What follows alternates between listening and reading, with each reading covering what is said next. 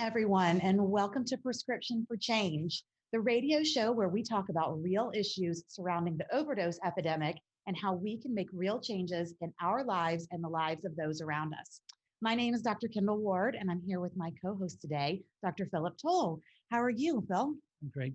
Nice to see you, Kendall. Good to see you as well. So, Phil, we have a pretty good idea based on the data that we've seen that there's probably somebody listening to us today that is suffering from potentially an overdose. So, what would you tell somebody that's in that situation? First of all, it's really important to recognize that it's an experience that all of us have. We know someone who's been using substances and who's in danger of overdose. The important thing is to reach out for assistance and help. The best way to do that is to get that assessment. Inspire Health Partners at 407-875-3700 can call in and reach the Access Center, who can do through telehealth these days assessment to evaluate and determine what's the best course of treatment. That's great. So tell us a little bit more. What's telehealth? Telehealth is, because of the pandemic, we've actually had to move out of the offices and not see clients face to face. So there'd be a telehealth Zoom or Teams, a confidential based opportunity electronically through computers to actually see a client, to evaluate a client in their own home. Wow. So somebody could just be at home and potentially be worried about themselves or a loved one and reach out to Aspire and never even have to leave their home. Absolutely. That's amazing. And get immediate attention 24 hours a day, 7 days a week. That's amazing. Well, thank you so much. We're very happy today to have a wonderful guest to come in and talk to us more about the overdose initiative and what we can do in our community. We have Pastor Joel Hunter here, who is going to talk to us a little bit about what the faith community can do in terms of helping people who might be at risk for overdose. Because again, we know that this is such a prolific problem throughout our region and our community. And we know there are so many people that are suffering. So Pastor Hunter, why don't you just start off and tell us a little bit about what brought you to become involved in this cause? Well, I have had so many congregation members and known so many people, even in my family, that have struggled with addiction. Some of them unintentionally. They just kind of wandered into it. And so I know what it does to families. I know what it does to individuals who slowly become people they didn't ever want to become. So the human cost on this is immeasurable. And I just wanted to do something that would put people back together and put families back together and give people hope that no matter how discouraged they may be, it can get better. And we want to be a supportive community to walk with people along that very difficult road of getting better. Pastor Hunter, we know that for many people, the church and their faith family are very important to them and very often is the primary source of support and guidance in their lives. Can you help our listeners understand what might be some ways to reach out to their pastor? They may still feel some degree of stigma and embarrassment around having someone in their family that's using drugs. How might they reach out to their pastor to feel it's a safe environment? Well, thank you, Doctor. This is very important. First of all, we need a little confession. A pastor needs to confess. Churches and other faith organizations have been a part of the problem of creating that stigma, because we have posed every problem as a matter of right or wrong, good or bad. This isn't a moral problem. This is a medical problem. And I can promise you, if you reach out for help, your pastor or rabbi or a mom or whoever you have will be honored that you sought their support. And there's a couple of pluses to this. Number one, just by asking for help, you have taken the biggest step right there. That's and you have people on the other end that want to care for you, want to care for your family, and so it's important to know that you already are in a position of people want to help. People in congregations want to be of service. Nobody wants to see you suffer or your family. Secondly, many times there's a kind of a dual potential here. we can refer you to clinical help, like Aspire, people who know how to deal with the clinical side, but they may not have all of the support that you need on a relational side.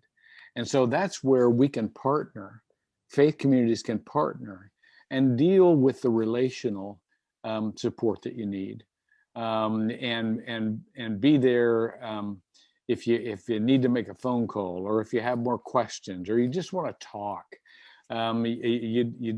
It's just a part of how you process what's happening to you. And then the third thing I said there were two, but there were really three.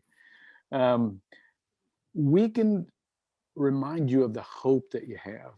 So many people feel like this is hopeless. I've tried, I've failed.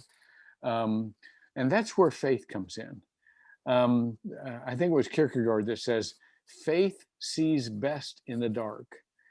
And it's really important to know that no matter how low you've gotten, there is hope, and there is real help that's available to you, and that is excited or enthusiastic about being a part of your healing process. That's great, Pastor Hunter. And, I think what you're saying is so important in light of what we all just went through with COVID. The darkness just seems very overwhelming right now for so many people.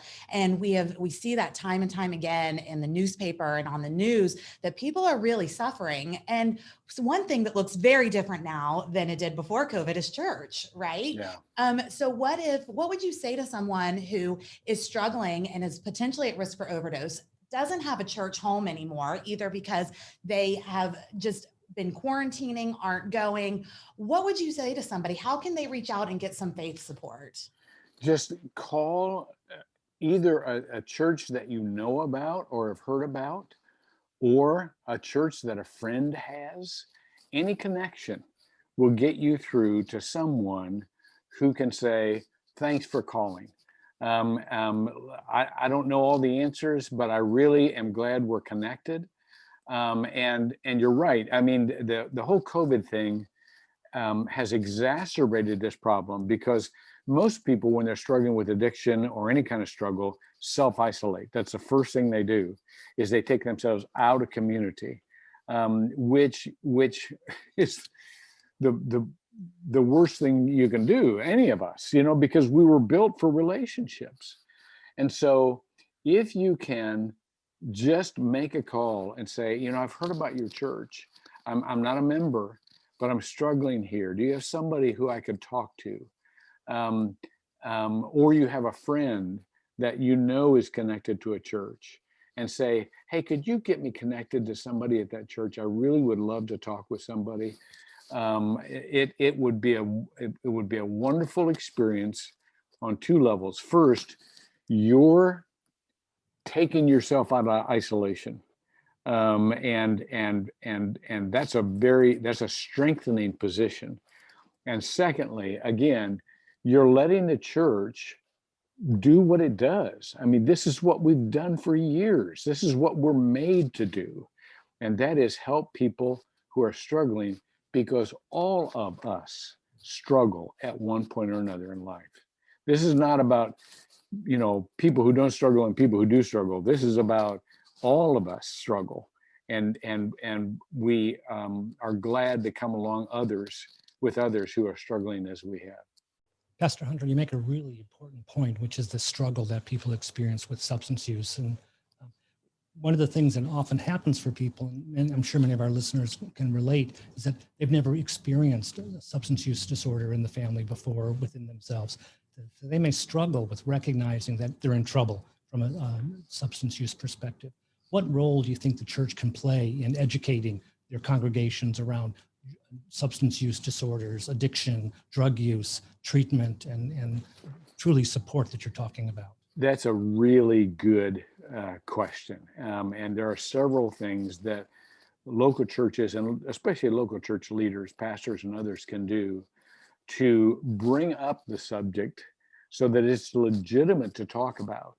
Even something as simple as in a pastoral prayer that pastors do practically every worship service, to say, Lord, be with those families that are struggling with substance use disorder, or struggling with addictions, or struggling with appetites that they can't control anymore.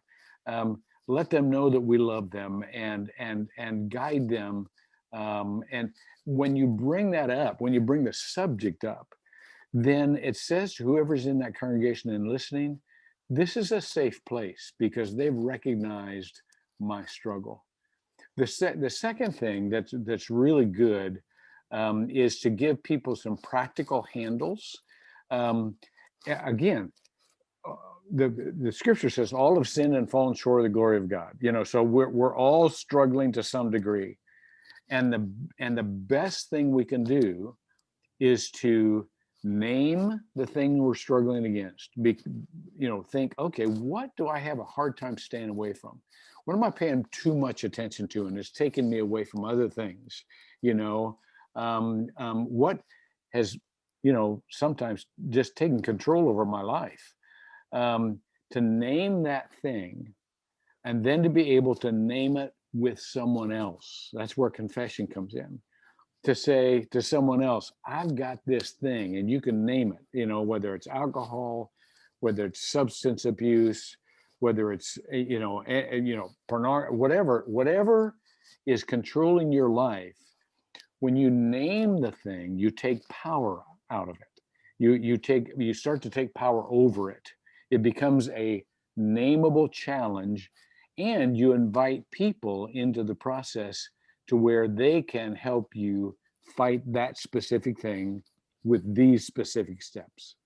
And there are steps that everyone can do, but it starts with the recognition and the admission that I have lost the kind of life or the kind of control I thought I had to this particular thing, and that's important to be able to admit. I think that's such an important point, Pastor Hunter, that just if we can name and explain what we are addicted to and what is taking it away, it really takes a lot of the power out of the addiction. I think that's such an amazing point. What in all of your work with Project Opioid, you've been involved with us now for almost 2 years. In all of your work, what would you say has been the most surprising thing that you've learned about the overdose epidemic in your time working with us? I think the whole image of what we used to call drug addiction is changed, and it's changed from a section of the population that we always categorized as kind of the people who just tried to take shortcuts or just wanted to get high, or all of that, and everybody's starting to realize, no, we all can drift into addiction unintentionally. I think when I was growing up, and this is a long time ago, it was always an intentional. Well, they were just bad people who wanted to do just escape life, because of this opioid addiction, and because such a huge percentage of those now addicted began with prescription to a legitimate injury from a trusted physician, many of whom were not educated as to the addictive powers of these drugs. They were accidentally addicted. And so now I think there's an empathy, and there is an almost, and this is a dangerous word, there's almost a normalcy to it. I'm not surprised anymore to know that a high school athlete who injured his knee in football can drift very quickly into opioid addiction, because he just took too many. And so I just think that that has changed the whole image of what we're dealing with now because of the pervasiveness of the problem. Pastor Hunter, you're making a very important point, which is that the physical addiction that occurs, particularly with opiates, if any of us take them long enough, you're going to become addicted to those substances. There's also psychological addiction across all substances. But the other piece of it is too that it's ongoing and developmental. And in fact, one may recognize and begin to see that they're substance dependent and make efforts to change and to move through that recovery process, and then slip or have a relapse. And then so the family struggles with this up and down, up and down. You were doing so well. What kind of responses might you have for families and for individuals who are down on themselves because I've slipped, I've relapsed, I was doing so well, and that's a big part of the disease process is the relapses. Well, I've dealt with this personally because I've had people in my family who were alcoholics. I come from a long line of alcoholics. My son was an alcoholic. And so I know addiction all too well. And I think looking back on it, the best thing we can do, the best thing we can do is to extend grace, not just for the people who are struggling, but the people who are struggling, to extend grace to themselves. So many people who are addicted won't forgive themselves. And we got to be those people who say, look, you've got to cut yourself some slack. You relapsed. Okay. Here we go again. But you still can do this. I'm not going anywhere. I'm going to love you no matter what. And I want you to quit beating yourself up for this. I want you to quit shaming yourself. I want you to know that we think you're the berries. My grandmother used to say, I think you're the berries. We think you're the berries, and nothing's going to take that away. So hang in there with us, because we're going to hang in there with you. I think that's such a poignant point of just having grace for each other and for ourselves as individuals struggle with all kinds of addictions and cell phone addictions. And it's not always life or death like opioids. There are serious addictions that we see throughout society, and especially in this time of COVID, where we've been locked away, we're fearful for our health, we're fearful for the health of our friends and families. Grace is such an important lesson and such a poignant point.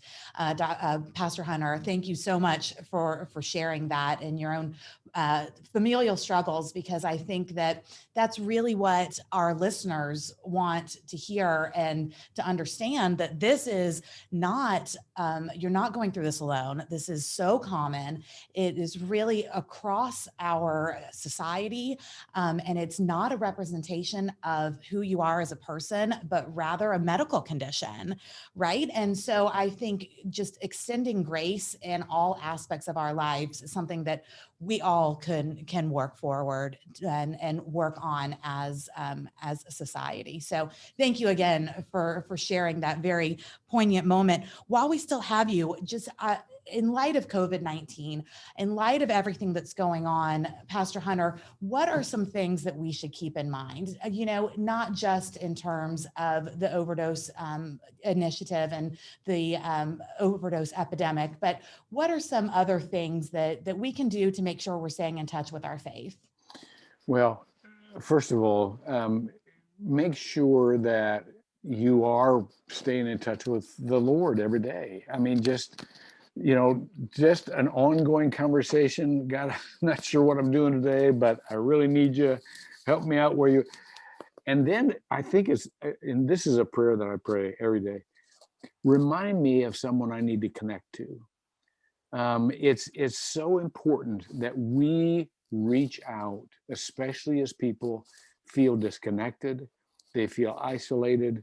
Many times people don't want to reach out to us because they feel like they're going to bother us, or they feel like, and so they stay isolated. And when Scripture says, "Love your neighbor as you love yourself," that's an active tense verb.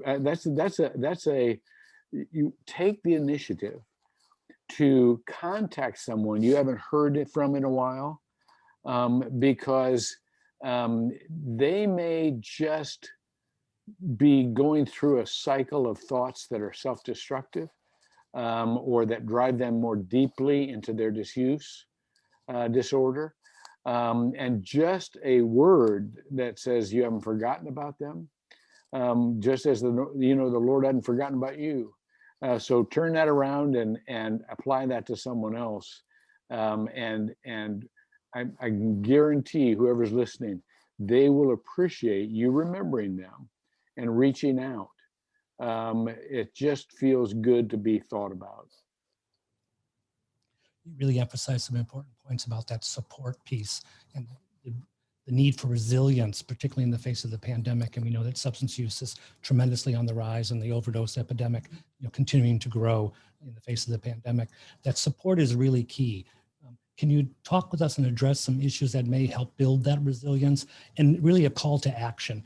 We appreciate your personal story, because it's the personal stories that make the difference in the lives of others. To recognize I'm not alone in this. Other people have suffered with this. Other family members have, even if they haven't discussed it with you. So knowing you're not alone is key.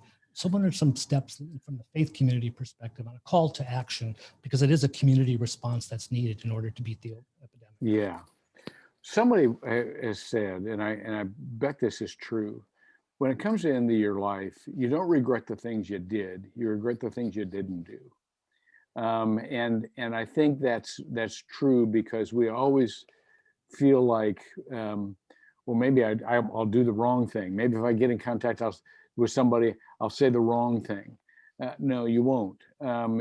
Just again, reaching out. Here's the thing we need to remember. We were made to be loved. We were made by a creator who loves us. We were made for affirmation in ways we can't give ourselves. You can't pump yourself up enough to get better, because you don't have enough credibility with yourself. And so people need to be affirmed. They need to be cared for. They need to be told again and again how much they matter and how important they are. That's what, in my faith tradition, what's so startling is that we have this God in the universe who actually cares about me. If we turn that toward others, people will see, and they give you more credibility than you can possibly believe they give you. They give you more credit. But if they feel like you care for them, that's going to encourage them. That's going to give them a resilience they can't manufacture on their own. And no one, and they can't talk themselves into. And so they literally need your care in order to be healthy. And as in a larger community sense, what Project Opioid is doing is they're saying, you see all of these community leaders, they care about you. You matter to them. This community will only be healthy as we care for each other. And so I really think that is the essence of faith is love. And I think that as we exercise that faith, not just loving God, but loving our neighbor, then we will not only be healthier people, we'll be a healthier community. Those are amazing words. And thank you so much for spending your time with us today and for your inspiration. Dr. Phil, can you tell us one more time how people can reach out and get help from Aspire? Sure. You call Aspire Health Partners at 407-875-3700. And you want to hit the Request Access Center. The Access Center is the one that will complete the assessment and guide you in the areas where you need treatment and where you can receive that treatment within one of our Aspire programs. And that's a 24/7 response. Wonderful. Thank you. 24/7. That's amazing. So whenever you are in trouble, whenever you feel overwhelmed, 24/7, you can call this number and talk to somebody, and they're here to help. So I think in summary, I want to thank Dr. Hunter, Pastor Hunter, and thank Dr. Phil for being here with me today. And just want to reemphasize that if you're struggling, you're not alone. This community is here for you. There's a strong faith community, the business leaders, your your community around you cares about you, and there are resources to help. There's no reason not to reach out. This is a very common medical condition that deserves treatment, and each person out there that's listening that might be suffering deserves that treatment. So again, thank you both so much for being here. Thank you very much, Pastor Hunter, for being our special guest. Glad to And help. we appreciate it, and thank you all for listening.